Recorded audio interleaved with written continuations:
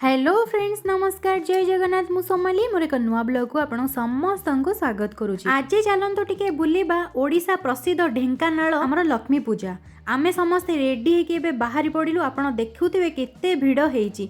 सबु ठाकुरंकर दर्शन करिबा। चलंतु आपण भी आम सहित दर्शन करिवे।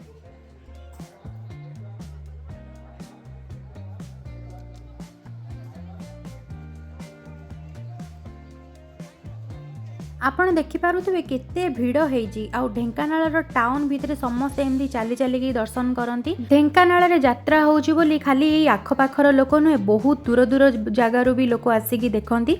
एटा जेहेतु ढेंकानाल फेमस लक्ष्मी पूजा, तो देखंतु को हिसाब रे भिड़ हेइची। आउ आ भितरे तो गाड़ी रो परमिशन न थाए, सेति समस्त एमती चालिकी दर्शन करती। को जगार रे को मांकर सब मूर्ति तैयारी हेइची। आउ केते सुंदर हेइची मनलोभा मूर्ति।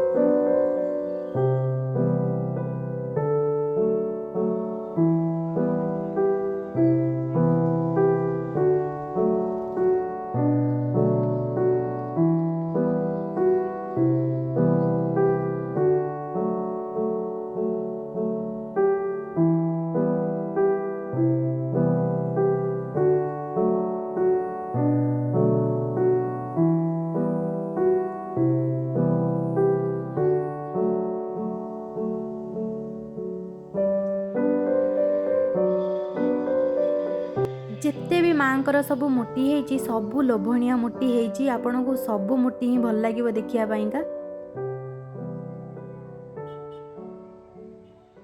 एबे माँकर दर्शन सरीगला। एबे आमे चलिलु दोली खेलिया जोटा कि सब वर्ष गणेश बजार ही दोली पड़े।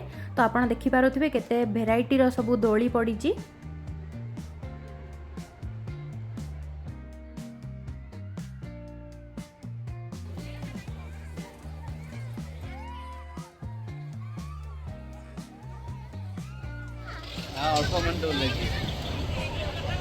अल्प मिनट केमती लगला भल लगला।